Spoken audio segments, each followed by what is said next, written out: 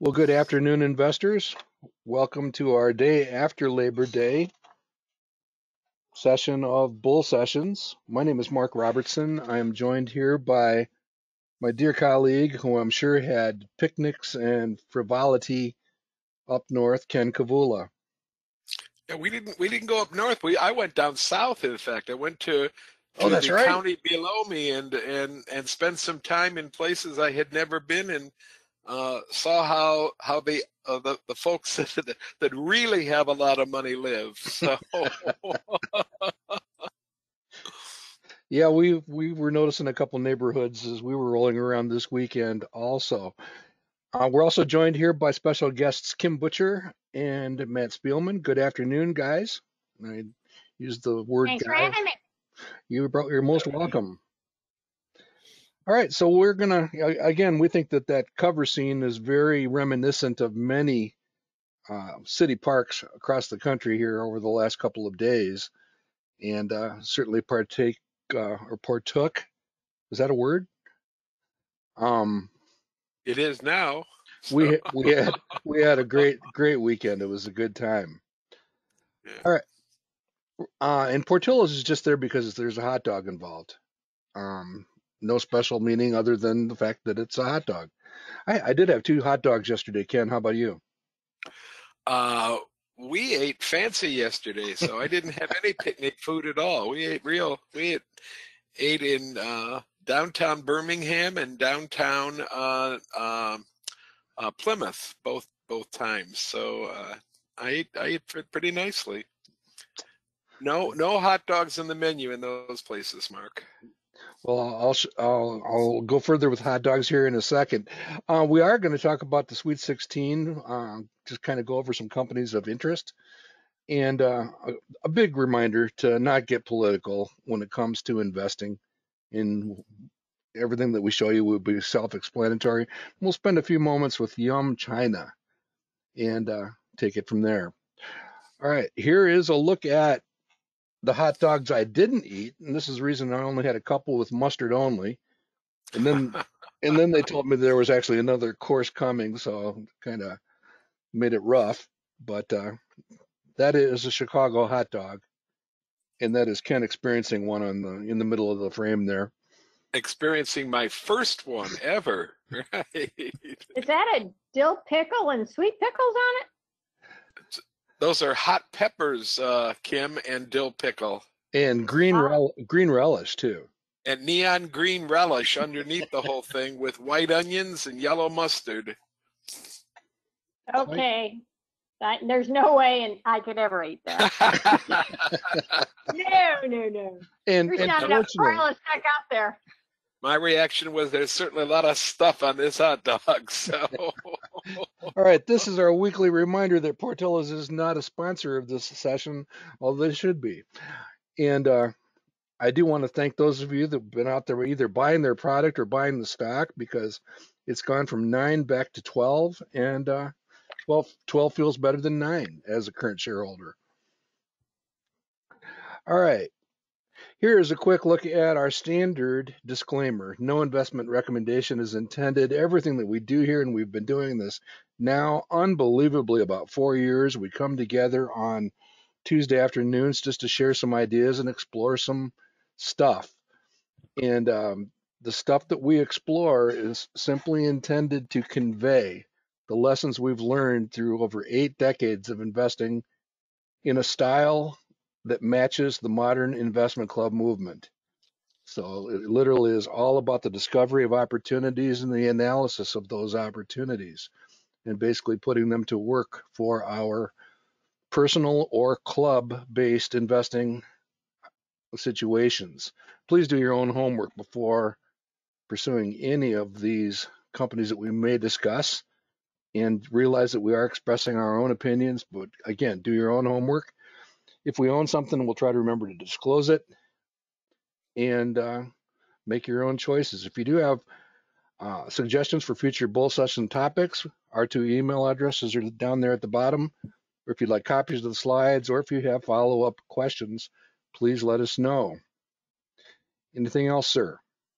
No, nice job. Let's look at this picture again, which is showing us that 9, 10, 11% coming from the market. Market might be a little tiny bit overvalued with that par and my par moving down now to just around exactly 9%, right? Well, it's still in that fairly valued range. I don't Yep, think that there's a absolutely. single number. It's a range, and you can see that the value line forecast has sunk down to 40% over the next 4-year period, which takes it down right in line with that 9%-ish range. So, Yeah, that I did get one question mark about the arithmetic below the box, mhm. and that arithmetic is just Mark showing you what that annualizes to if you take the 3 to 5 years that Value Line talks about and decide that it's 4 years instead of 3 to 5, and if it's 4 years, then that works out to about an 8.8% gain each year for the next 4 years, and that gives you the 40% return then. Yeah, that's what you see here in this box down here. So 8 or 9%, it is still not incredibly overvalued, but it's in that fairly valued range.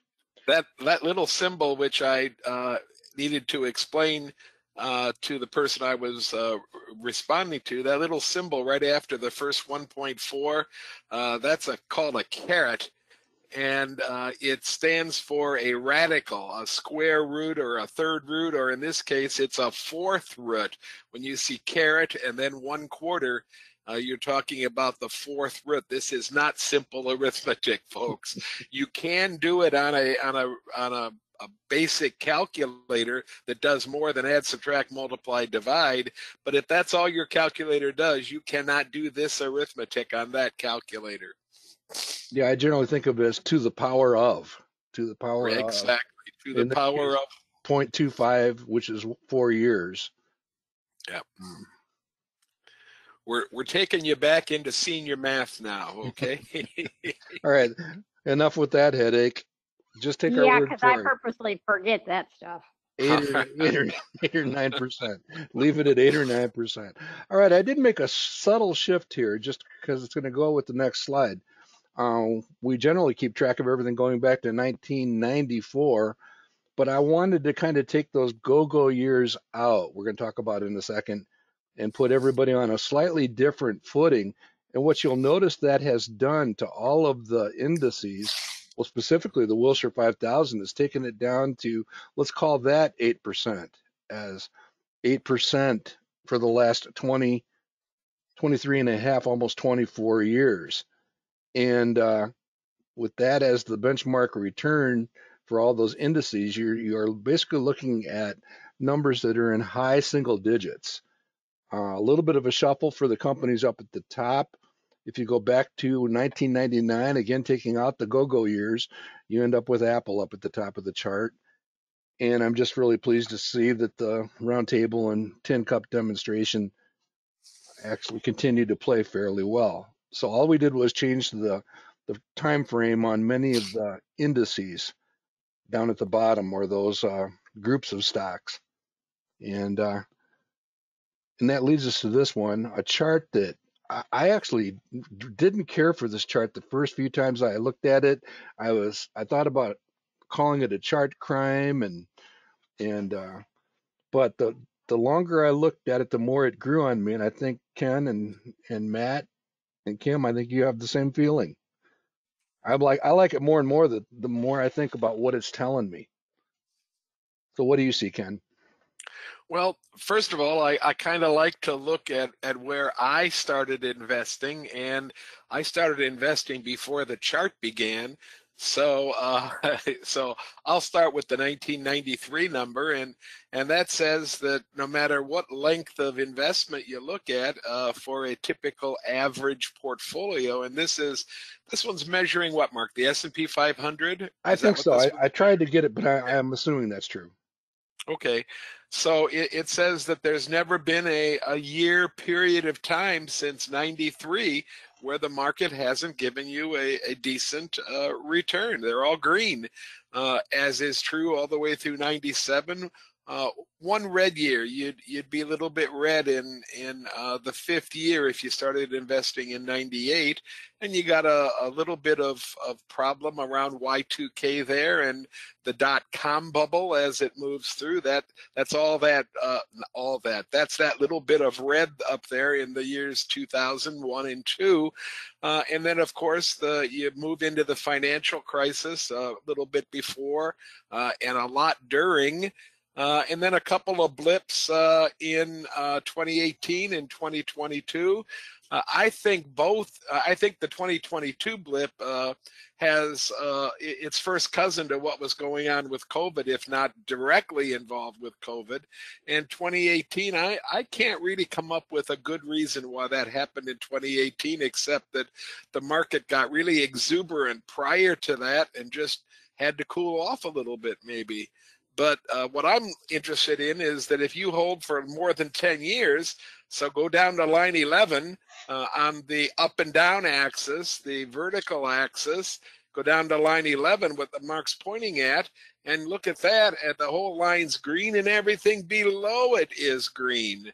So essentially, long-term investors, your chances, especially if you're moving into a decent index of some sort, your chances of staying in the green, not necessarily staying up with inflation, but staying in the green, your chances are well, they look to be 100% from 93 forward on this chart. I think the chart can tell you many decent things. If you've been an investor since 2009, except for a little couple of blips in this last year in 18 and in 22, you know, you haven't experienced a really bad market. And when you listen to these people on CNBC go ballistic sometimes about what happened yesterday in the market, you have to take that all with a large grain of salt and just kind of sit back and tell yourself you're going to be okay. You're going to be okay.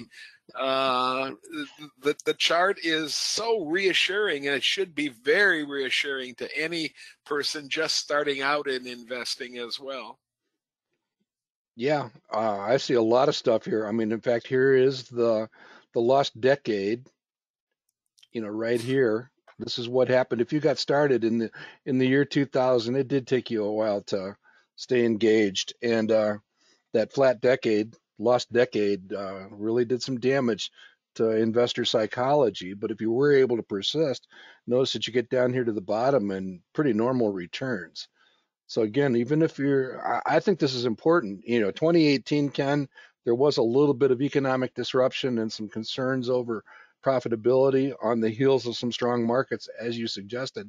But if you had a tough first year and we're having a tough go of it as an investment club, if you hung in there, look at the type of numbers that are coming around pretty quickly. Same thing for last year. I think it's really important, Mark, to look very carefully at the red numbers and notice how few of them are double digits even. Mm-hmm. So a lot of these red numbers are ones and twos and threes.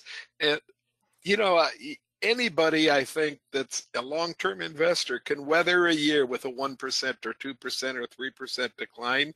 I know that there's been a couple of times when I've had to weather a 15 or 20% decline, and view it as an opportunity. Don't view it as a reason to race from the market and never return.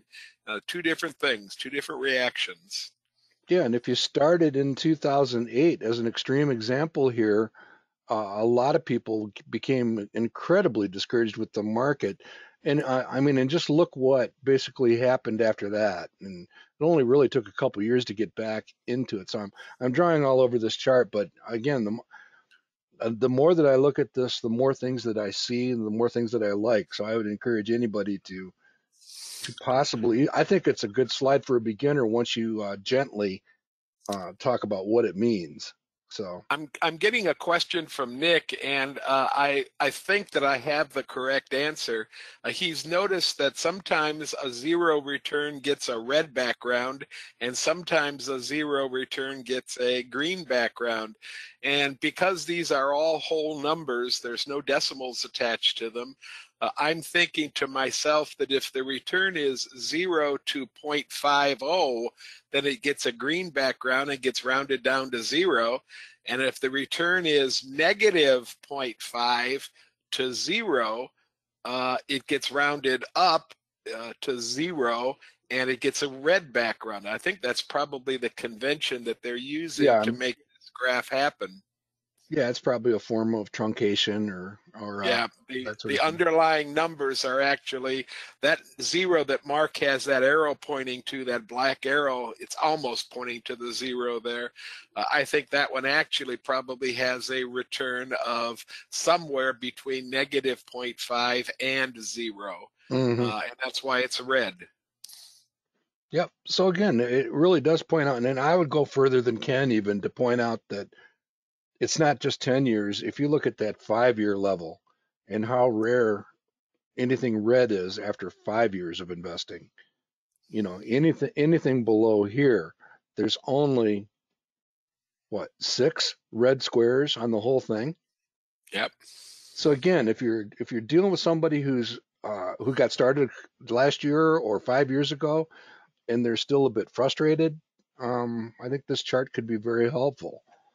So hey, it's kind of what we see, and again, it's the reason that these numbers are now in the high single digits because we I basically have took out those go-go years. Go ahead, Ken. I have somebody in the audience, Mark, that is reading that slide that you just showed. They're not interpreting it correctly. Again, that final column is not what the stock returned. That's the relative return. That final column is how much it beat the market. Microsoft did not return under 3%. It beat the market by almost 3% every year. Since 12/31/1999. Its annualized return is 2 columns in at the 10.4. So make sure that you know what you're reading when you read a chart, and when you're quoting numbers to your partners in your club or to your spouse, make sure you're quoting numbers that make a little bit of sense. And again, just to further back up what Ken had to say, anytime you're comparing different periods of time, you can't just look at the annualized return. You have to look at the answer to the question, how did it do versus the market over that time frame? And that allows us to basically sort this list by this final column. It's, if you achieve a 10% return when the market's minus 20, that's a whole lot than achieving a 10% return when the market's chugging away at plus 40. It's that simple. You have to always use the benchmark return of the Wilshire 5000 as context for what the environment is over that particular time frame. That's why the numbers are different in that benchmark column. Yeah, we're getting a number of people want to know where they can get this slide. And again, Mark, if you go back to all the way back to the disclaimer page and show your email address again, right there. Whoops, one more. There it is. If you send Mark an email, he will make sure you can get a copy of the slides where you can copy that particular slide right out and use it in whatever you need to use it in, or you can use a Snagit program or something similar to snip it out of the presentation as well. Mm-hmm. So drop Mark an email and he'll get you copies of the slides, and it's a great slide. Mark, do you have a source for this graph? I first saw it through Ben Carlson in the Compound. Josh Brown's guys. I think they put it together, but I will try to do a little bit more homework and provide a little bit more on it in the forum. It looks like something that Nick Majuli would do. He's one Mark, on their staff. A couple folks want to know, is there any reason why you didn't backdate Tin Cup to 99? Because Tin Cup actually started in 1994, so I left it that way. Okay. All right. Is that helping everybody? Any other questions? I got a hand in the air here. Let's see if we can. Yes, I do. Cheryl's hand is in the air. And Cheryl, you're muted on your end, so you'll have to, whoops, she took her hand down. So that was an inadvertent hand. So let's continue, Mark, okay? I would just encourage all of us to look at this slide and see it. Like I said, I hated it the first few times I looked at it, and I think I might be falling in love. So it wasn't love at first sight. All right. And we've used variations of that particular set of data in a lot of different ways and shown it demonstrated in a lot of different ways. There are absolutely other pretty good slides as well that demonstrate the same concepts. So you can find a number of them by looking on the internet without too much trouble. All right, quick update on our groundhog leaderboard. I went down to 42. The reason I did that is Jim Gallagher at number 1 is also in number 42. That's the Space Coast Model Club. They're probably not very pleased with him that he didn't give them his ideas. You know?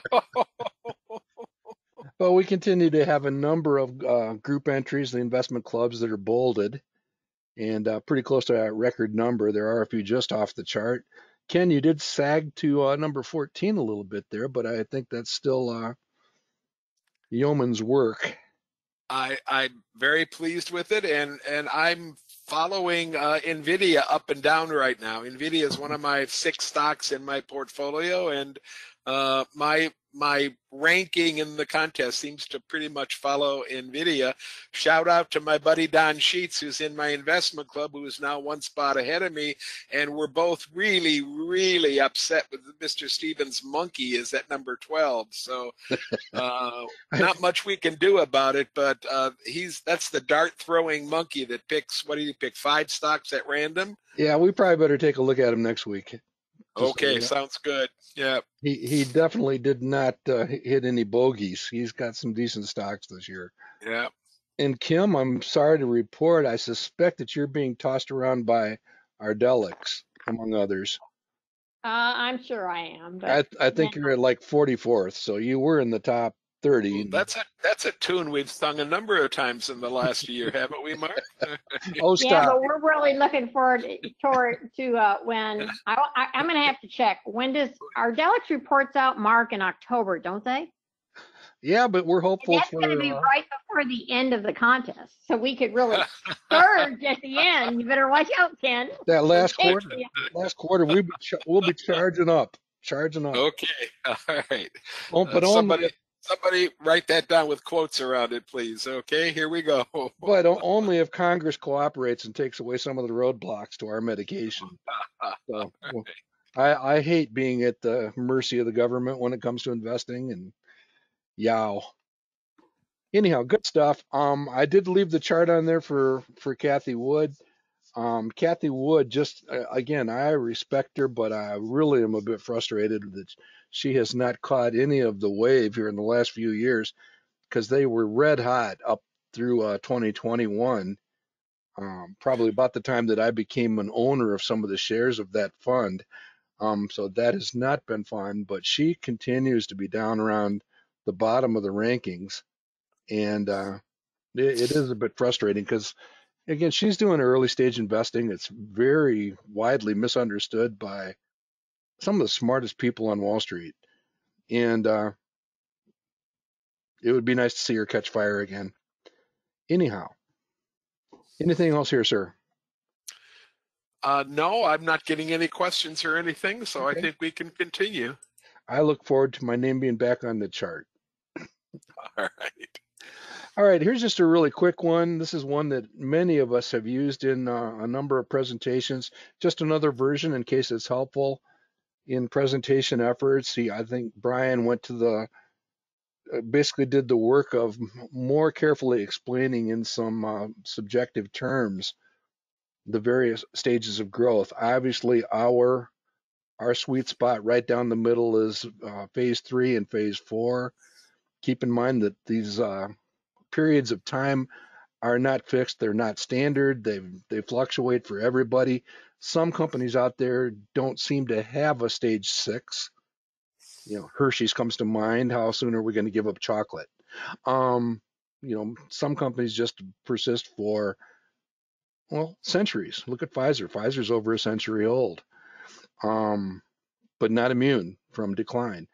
Um, just thought it added a little bit more descriptive to the whole illustration. Any thoughts, Ken? Or Well, Mark, we're fooling with a chart almost identical to this one for the beginners class. We're replacing the old growth cycle of a company with a little bit more sophisticated one.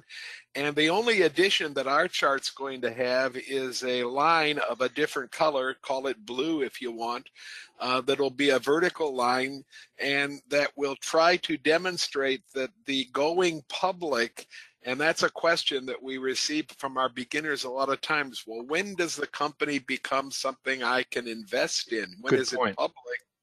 And we're making the point in our chart that that can happen anywhere from box 1 up through maybe box 3 or even box 4 for very well-established companies. So there's no set place where the company decides to go public. And in the last 4 or 5 years, many non-profitable companies have chosen to go public. And that's very different from what was happening maybe, let's say, 20 years ago, when you saw most companies wait to become profitable before they actually went public and sold shares. There definitely has been an uptick, and Yeah. I'm trying to figure out where Luminar fits on this slide. Well, Uh-oh. I'm Ken, I thinking want to somewhere. I'm thinking somewhere in the beginning of box 2, Mark. I'm thinking. Okay. Mark, Ken? I need to let you know that you and I might be surging on 10 because our Ardelyx next report's out October the 29th. Cool. Oh, that gives the scorekeeper too much latitude. Okay. I'll give I'll buy the pizza. give me time to make some adjustments. All right, hey, Ken, here's your. Now, I don't do this on purpose, but here's your CNBC moment. And this one is a pretty powerful theme that I have actually leaned on with a number of investors who seem to want to panic and maybe do crazy things like sell literally all of their stock investments just in case something goes wrong with the election. I am not kidding. I mean, I've had neighbors who have talked about literally walking out of the market just in case the wrong thing, who knows what the wrong thing is. So Josh Brown is basically issuing this warning to not get political. Mark, is the box at the lower left of the TV screen, is that your comment, or is that the comment that somebody from the television network put on the screen? I think that's the transcript or what the captions.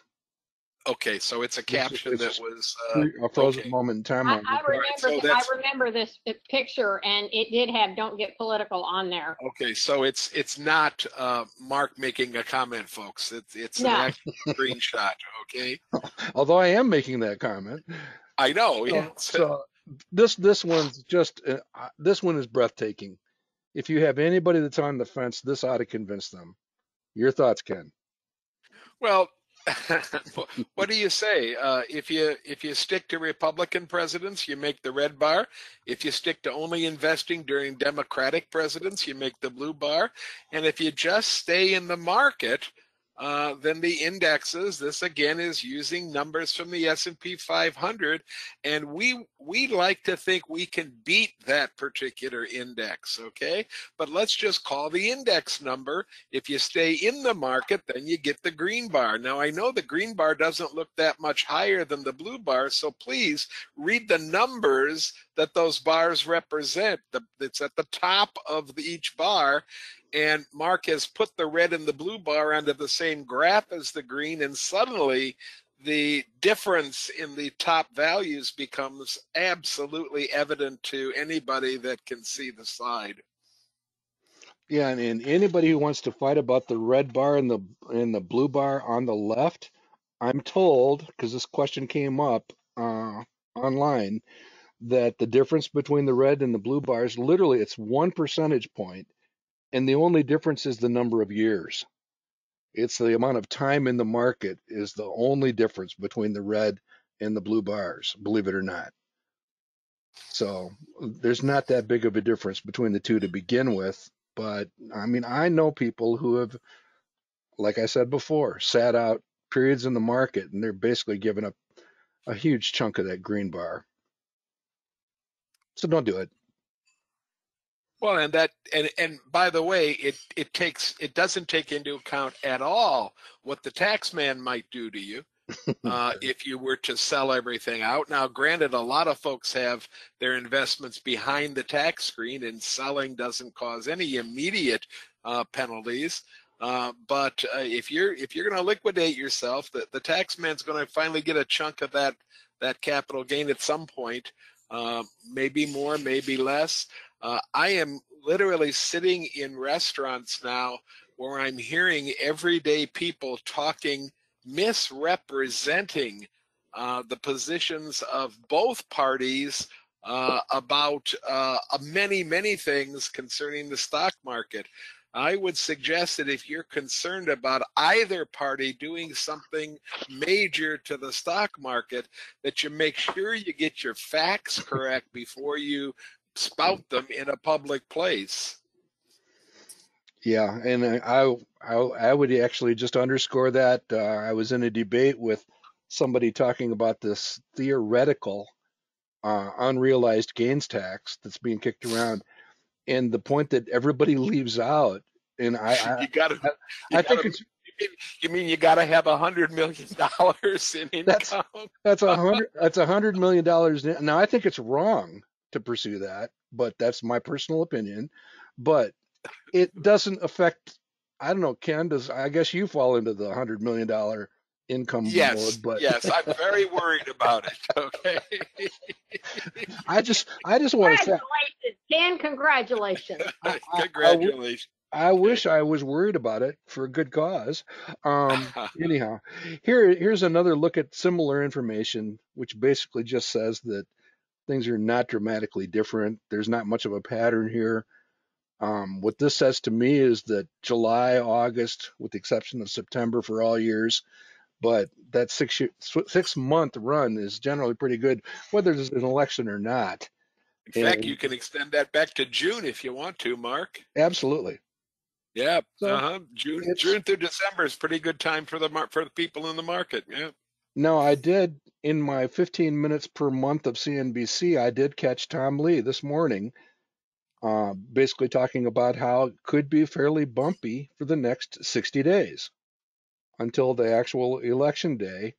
But when he was pressed for his definition of bumpy, I would paraphrase it as you actually might get some buying opportunities. So, they were looking for him to be in a panic mode, and he's like, oh no, there's going to be some dips and be ready to take advantage of them. You So, mean like today? like today. I had a discussion Saturday, Mark, with my grandson, who's now in my investment club, and he and I were talking about what I might like to see in the market in the next year.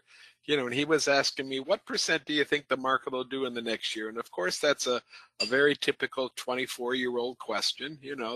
They expect somebody that's 106 to be able to predict the future with a lot of accuracy.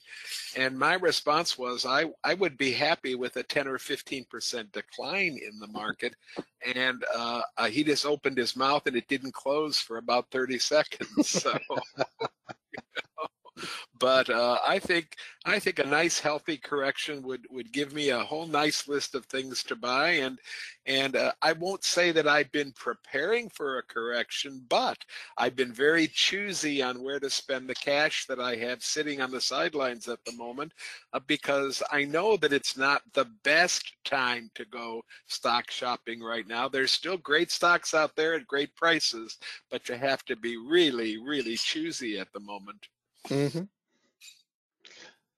All right, good stuff. All right, one last slide, a slide off of Twitter, thanks to JC Peretz, and he's one of that gang that hangs out with the Compound and others. Also, he's a regular guest on their Friday afternoon show. He's been on a few times, and he's basically just sharing this notion of. We talk baseball here every once in a while, inside baseball, about batting average and slugging percentages. And I think we can learn a lot just thinking about, how this applies to our method of investing.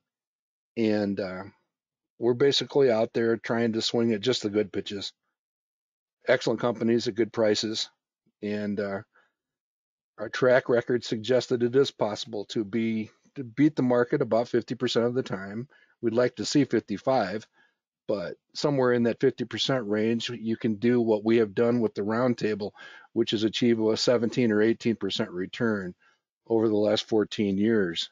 So, Ken, what are your thoughts as you see this baseball? I've always leaned towards watching how much you've beat the market by. I've been doing that for the last 18 or 20 years. Our accounting programs, both my personal accounting program and the club accounting programs that I'm involved with, have made that a pretty easy task to compare what your portfolio is doing against a benchmark. And I haven't ever worried as much about the overall wins and losses as I have worried about, am I staying ahead of the market? And that's all this slide is telling us, that you don't have to put that much worry in, although you'd love to stay around 50, 55, 58% if you could. But what's important is, are you matching or beating the market? Because if you are, you're doing better than most of the folks that sit on the TV and yammer at you minute in, minute out about one thing and another. So I feel that the roundtable's a perfect illustration, even though it's a tracking portfolio rather than an actual portfolio. I think it's a great illustration of, you don't need a whole lot of home runs to make that portfolio perform at a very high level. And the home runs are usually pretty well-known companies that you can kind of stick with. Yeah, there's some fairly ordinary names up at the top of that list, with the exception of, and Kim, I do think Ken is being a little bit envious of those Ardelic selections up at the top there, so we'll permit him that. But yeah, these have been. But I will say that Ken brought Universal Display to the roundtable the first time. Even though Mark picked it later on, Ken brought it first, and Ken was also the first one to bring that Simulation Plus to the round table, and the Western Alliance to the round table, and the Fabrinet to the round table. So yeah. I feel well represented on this list, Mark. You're feeling okay. Well, see, and again, what I think you are illustrating is the power of borrowing a good idea. Absolutely. You gotta, the only time we didn't follow that was with Costco, and we still regret that. Okay. Yeah, there's no reason, we've all learned, everyone has learned, there's no reason to recreate the wheel. You've got something out there. Absolutely. When it's a good idea and it drops in price, and it's still a good idea. And when our good friend Herb brought NVIDIA not once but twice to the round table, and met with yawns from the rest of the folks at the round table in 23, 21 and 23, talking about NVIDIA, you gotta listen carefully, and you gotta ask yourself, what's this going to look like 3, 4, 5 years from now? The folks that turned their nose up at home builders missed Green Brick Partners completely, and Green Brick's not the only really highly performing home builder that we have in the roundtable portfolio. So, you got to ask yourself this question that Nicholson began asking way back in the 40s, where is it going to be 4 or 5 years from now? Not where is it going to be 4 or 5 months or weeks from now, but where is it going to be long term? Does it have legs? Can it withstand a lot of the issues that might exist? We're just entering that stuff with all this AI stuff right now, and having lived through .com, now I'm living through AI, and I think I know enough to know that just because it says AI doesn't mean it necessarily has anything to do with AI. So I'm trying to keep my powder as dry as I possibly can, and being very selective in trying to make the play with artificial intelligence. Absolutely. Yeah, I can And giving credit where credit is definitely due. Green Brick Partners was inspired by Matt. So I just absolutely, I should have said that. I should have said that first. Yeah. so we borrow ideas from the best. We're not fussy about that. All right, here's a quick look at 16 stocks with the highest rank based on the Manifest rank, which is a combination of their return forecast, projected annual return, and their quality rating from top to bottom. And you can see that a lot of fairly recent companies that have been selected for the round table or other portfolios are in here. I believe there's 7 round table stocks on the list. And a number of other portfolios are represented. Buttonwood, the utility bill auto pay catches a lot of these. So we actually have pretty high expectations for a number of our demonstration portfolios. Anytime I generate a list like this, people will send me a note saying, well, how do you then whittle that down into companies to think about? And that's what I thought I would demonstrate here. When my eye basically takes a look at, again, I already know that I've got some pretty well vetted stocks when we're looking at the higher return forecasts and the excellent quality rankings. So I will begin by, what do I find less interesting? Well, anytime a company has a relative strength index, this RSI above 70, I become a little bit less interested in it because it could be just kind of red hot or a bit of a momentum play. So United Therapeutics kind of falls out. And again, I don't put a ultimate stake in the opinions of any of these as absolutes. But anytime I start seeing these 160 numbers or anything over 100, again, I'm just trying to filter down to a smaller set of companies to pay closer attention to. So the negative stuff I've circled in red, not I don't want to say negative, let's just say less than ideal. And then the ones that are attractive in green. And again, the lower the relative strength index, the chances are it may be an oversold condition, potentially attractive over the short term. And then, from left to right, they're just basically looking at, well, which ones do they think are the most potentially on sale? And much like a stock comparison guide, I'm basically looking for, well, who's got the most green circles? And, if I were sitting down to actually do investing based on this set of screens, I would be very carefully looking at Schlumberger, in addition to Yum China, and then one that we've talked about a little bit here, ACM Research. Where does your eye go, Ken? Well, What do you focus well, on? first of all, I would be a little bit more liberal with sprinkling some of the green squares, Mark. I really think that when you put a green square on 42.1 on RSI on 43.5, you should also put one on 42.9 then, for example. And on the price to fair value, I'm liberal enough to say that 53 on Five Below probably is something I'd consider.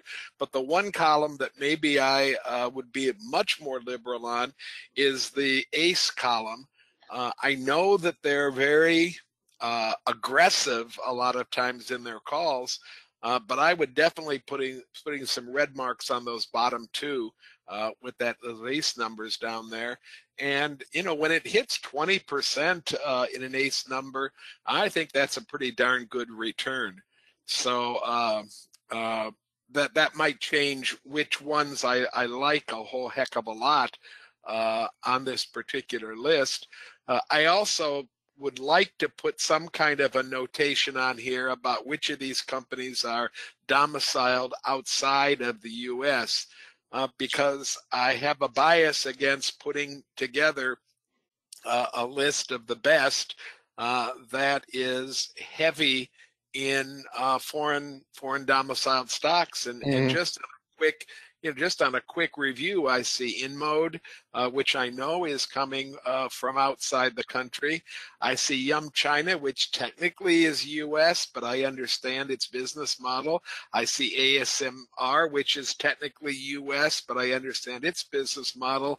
And I see EPAM, down at the bottom, which is outside the U.S. domiciled. So that's 4 out of 16. That's a quarter of them, and I think that's probably too many. And so those might be, I don't want to give them red marks because they're outside the U.S., but I want to keep an eye on the total number of them that I would include in the portfolio. So all those things come into play while we're beginning to look at this thing. I also am spending a lot of time now going page by page in the extended value line and looking in any data screeners that I can use to find smaller companies that perhaps we're not even covering at the moment in Manifest.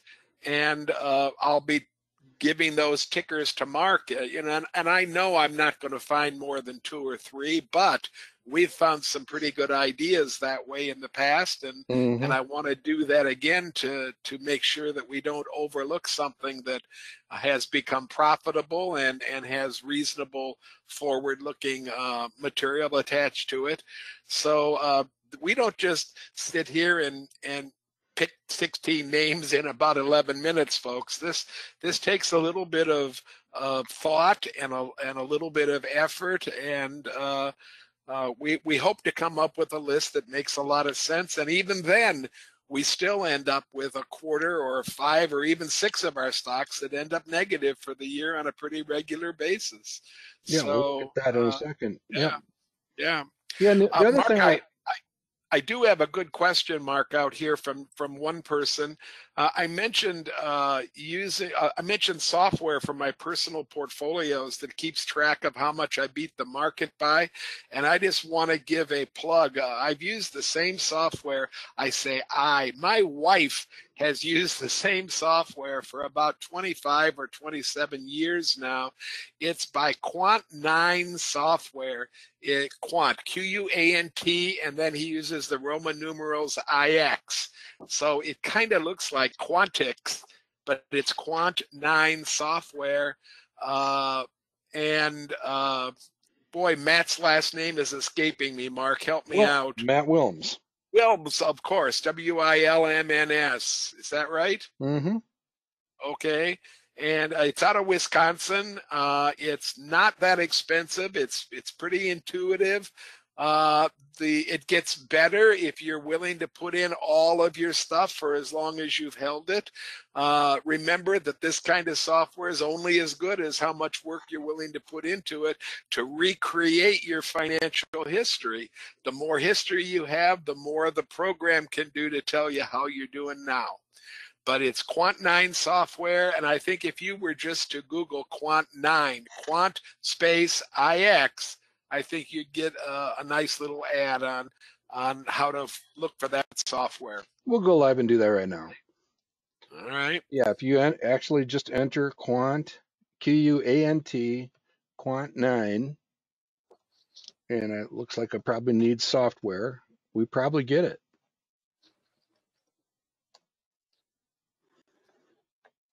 And pretty sure. I think that might be it right there at the top. Yeah. Is that the one or not? Let's see. Well, maybe the next one definitely is. I don't think that's it. So no, that's not it. Let's move down. I think, Mark, it's Quant space IX. Good, we did this. Yeah, that's probably why we're getting it there. There we go. There we is, and it's under, Natalie is yelling at me from the other room. She says, look up investment account manager, because that's the specific name of the specific piece of software that she and I use.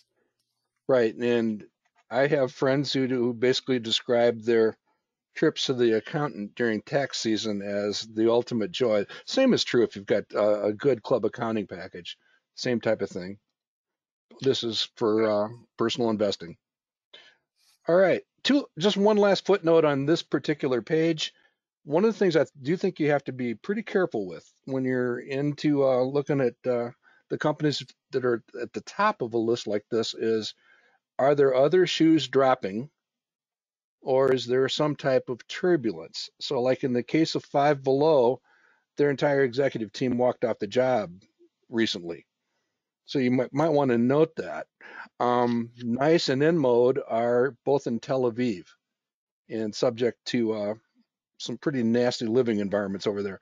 Lululemon has been a little bit weak, Challenged. a little bit challenged. We did just pick it for the roundtable, Ann Manning, and she's got a heck of a track record. But again, anytime you're shopping at the top, just be a little extra careful.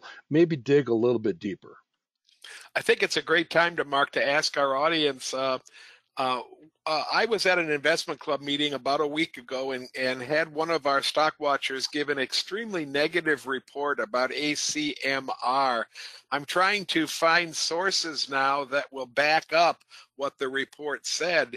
If any of you can find any really negative news concerning ACMR and its relationship with the United States government, and the fact that the financial offices that are in Shanghai are not allowing the U.S. government to see any of the financial records. If you can get anything like that that's relatively current, I'd like to get a source, and if you could just send me a link to an article or something, I would really appreciate it, as would Mark. Send it to both of us. We really would appreciate it, because we're trying right now to verify this story, which was quite troubling, very troubling. And I want to know if it happened, 6 months ago or a year ago, or whether it happened 5 years ago. I would like to know.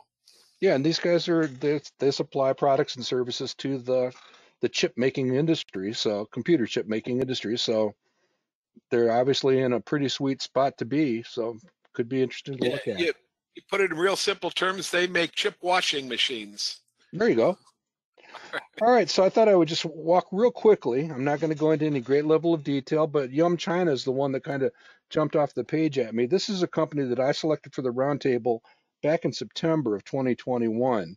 And then we got kind of cold feet. It was kind of that rule of 5 rule that if things drop this much that fast, maybe you take a step back.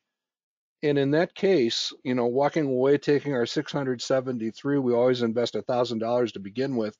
That has continued to deteriorate. My thesis today is that, maybe it has reached kind of a bottom and deserves a little bit closer look. Here's a look at that price chart over time. You can see that it has been quite, as Ken was saying earlier, quite challenged. You didn't say how low can it go, did you, Mark? I did not. Although okay. You just did, so it's like game over. But what's different this time? This is a little bit different. You can see that the relative strength index has finally dropped down to below 30. So maybe that's a good sign for, prices down in this 30 level. So we'll see. Here's a look at the company. The new CEO took over in 21 or 22 and set them on a slightly different strategic path. That seems to be working out pretty nicely. And you can see that it would be reasonable. There you go, Ken. I said the word.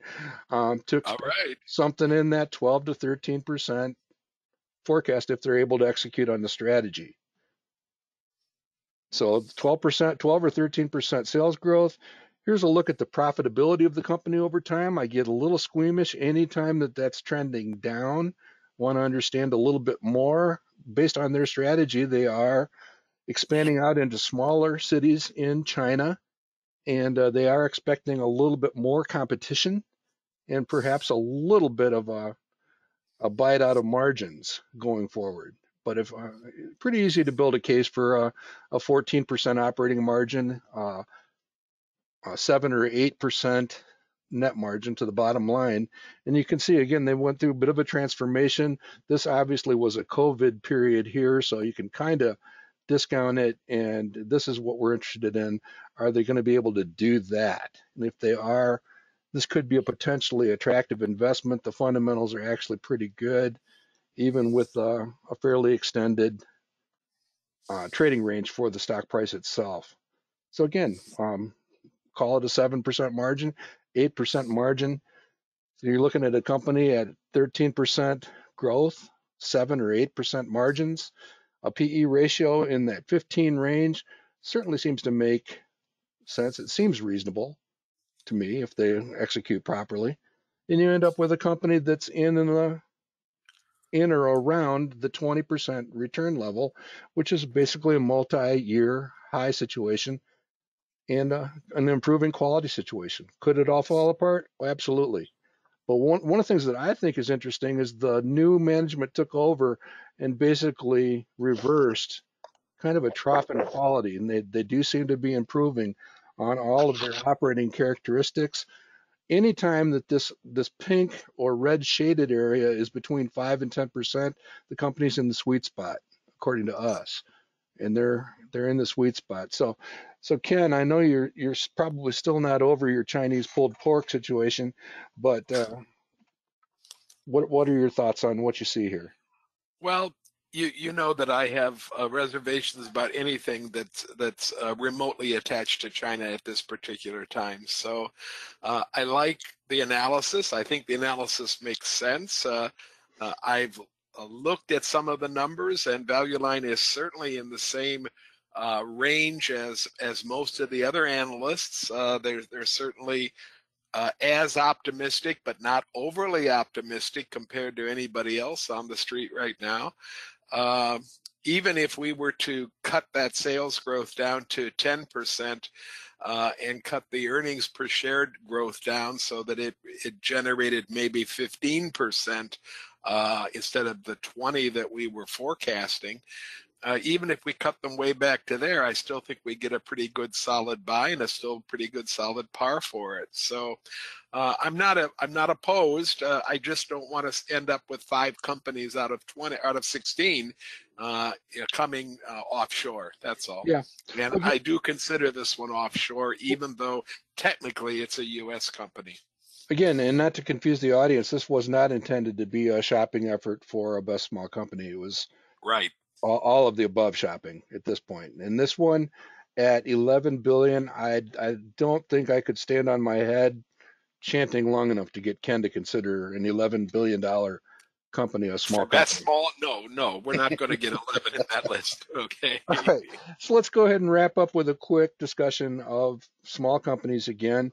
I added the Ralph Wanger quote. I know Ken is a fan. Ralph ran the Acorn Fund, and we've written about Ralph and talked about him fairly extensively. So just a quick update. This is in the interest of editorial balance. And Jesse Felder, somebody that I do follow on Twitter, now known as X, he is putting forth the theory, is it different this time? And that always kind of gets my attention. I personally don't believe it's different. There are a few different things happening, but I do believe that the premium or the larger scale of opportunity is still in place for the small company stocks. What are your thoughts, Ken? I still think that I'm separating in my mind, Mark, the small company indexes from small stocks because I've come to believe that the indexes like the Russell 2000, for example, don't really represent what I'm looking at when I'm talking about small stocks. I'm looking at stocks that are growing in a nice, consistent way, that have earnings and that have a little bit of history. And that's not what most of the Russell is made up of anymore. Maybe it never was, but the Russell has become, in my mind at least, a highly speculative index with 40% of the companies in that index not even having any earnings of any kind. So I want to separate in my mind at least the fact that small companies, and I don't know what we use to manage them. I know that you're using a subset of the Russell on this graph right here, but I'm not even sure that subset captures the kinds of small companies that we're looking at that we think are still going to give you outstanding, exceptional growth compared to some of the very large companies that exist. Well, I mean, the answer to the question is we focus on the ones that are faster growing, but also we exclude just by following the decades of legacy of Up Straight and Parallel. Yeah. We exclude the companies that are erratic or failing, because there are failing, call them distressed merchandise companies amongst the Russell 2000. They're not even small companies anymore, but they're listed in the small cap. So we keep repeating that. You got to make sure you're dealing with truly a small company with an expanding, exciting / promising field of opportunity. That's what we're after. And Ken, I don't disagree with you for even a heartbeat that we want to see a few years of real, if not earnings, sales, or both. I actually like both. Um, yeah, we want to see some track record. Well, and Mark, 25 years ago, a quote like this would have greatly concerned me about any small company. But today, I remind myself that he's quoting a fact about the current Russell 2000. And that's not what I study anymore. Right, So right. because I'm studying something different than he's talking about, I'm not so sure that some of the things he says about the index apply to the very limited subset of small companies that meet the criteria that I'm talking about when I say small hmm company. Which really bothers me even more about Kathy Wood, but that's a subject for another day. Here's just a quick look, Ken. You have to permit me. We're 2 months out from the end of this run, so we're 10 months in, and still looking okay. We're not going to belabor the point, but we're tucking up against 50% for an average return, beating the market by 14. I wish I had a way for us to run out the clock quickly.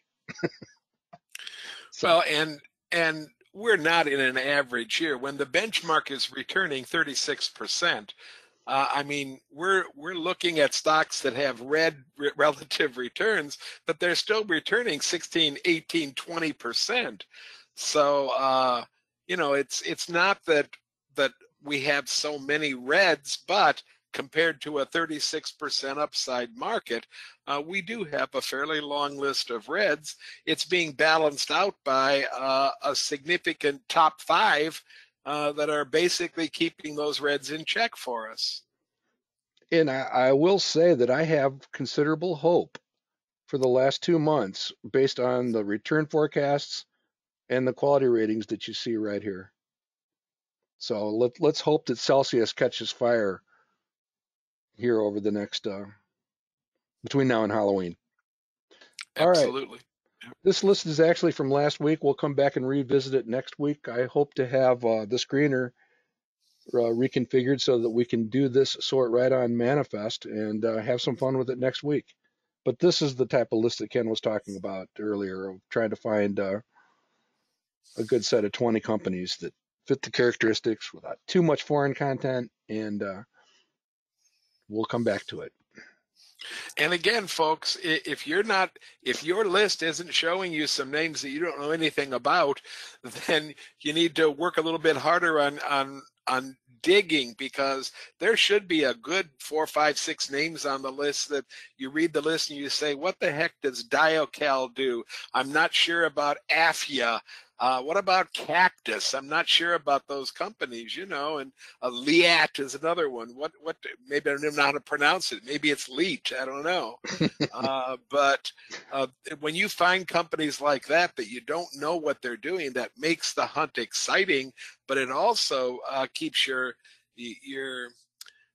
interest up, and it keeps you focused on the new things to the market, because a lot of times that's where some of our best ideas come from, when they enter the market for the first time and become something that are worth a good study. That's a great time to be able to buy a lot of these companies before they really take off. And there's the other reason for Ken's question about ACM research. Yeah, we want to understand that better. By the way, D-Local was mentioned by both, as I recall, both Susie Artsberger and Pat Donnelly at the National Convention. So anytime those two individuals have their ears go up, mine go up too. So we'll certainly understand that one better. Susie has bought D-Local to the Ticker Talk also, so Okay. it's high on her radar, and she really, really likes it. And she has access to a lot of technology, and she uses the technology, and she understands the technology. So when she says this is a stock you should look at, perk your ears up, listen, and then do your own homework again. Mm-hmm. All right. Just our reminder that next Tuesday, Ken, we will be tackling this portfolio in a traditional, almost a investment club environment, challenging one of the holdings. That the one that is most likely, I don't think this could possibly change, is we'll take a closer look at Thermo Fisher and see if it's if we can find a better fit for the portfolio. So you have that to look forward to. Sounds good. All right, here's your reminder that we do archive all of these presentations on YouTube under Manifest Investing. If you search for bull sessions or roundtables, you can find these sessions. If you subscribe, as is shown right here, all that will do is we keep track of you, but only because we want to let you know anytime that new content is added. Quick commercial for a topic that we're likely to cover in the near future. Andy Duke's book, Quit, is out. Joel Greenblatt will be out soon with a new version of, just a refresher, 3rd edition of You Can Be a Stock Market Genius, so something to keep in mind. And then Mark, we should say on that slide right there that first line is no longer true on this slide here. Yeah. It's not on sale anymore. And in fact, on the day we did the bull session, I went to try to get the book and could not find it for less than about $18. So whether it was an ebook or a traditional book. So it's worth the money. I bought it anyway, but that sale is not going on now. If you're cheap enough, put it on your wish list. It'll come back. If it's been on there once, it'll probably come back around sometime. Okay. So, Matt, did you capture one for $3 or? Oh no, I bought that full price shortly after we did the study of Thinking in Bets. But I shop the Amazon. There's if you know the book Your Money or Your Life, which is part of the financial independence, the FIRE movement before it was FIRE movement. They talk about Gazingas pins, which is just the thing you habitually collect. I habitually collect Amazon daily deals. I have a long backlog. All right, good stuff. Here's another book that's coming out just today. This is by Joshua Brown. He's the Reformed Broker. His first book was The Reformed Broker, and this one's out today, just FYI. I haven't read a couple of his other books. I probably will read this one. And since he's on Ken's TV every day, we've got to at least stay abreast of him. So with that, here's our images for this week. I do not know what pier that is. My first guess was Huntington Beach in California, but I can't identify the tower that's back here. So maybe somebody out there can help us out. And then how about that picture on the right, Ken? Doesn't look anything like that right now, but that's the underside of the mighty Mackinac Bridge. My goodness, they must have been standing on the lake, huh? I think so. Yeah, or a boat or an icebreaker maybe, yeah. And I just put that in there to cool us all off a little bit. It's certainly nowhere near 90 degrees Fahrenheit in that picture. That's a fascinating picture. I had to read the caption to figure out what I was looking at. Okay. Yeah. Like I say, I'm not sure. My first thought was Huntington Beach because there's a restaurant on the end of the pier, but I don't remember. Maybe somebody out there can actually tune us in on it. So with that, anything else in the hopper at this point, Ken? No, I don't think so. I'll see you next Tuesday, Mark, okay? All right, and we'll be comparing notes on Buttonwood and taking it from there. Sounds good. Thanks, everybody. Good night, everybody.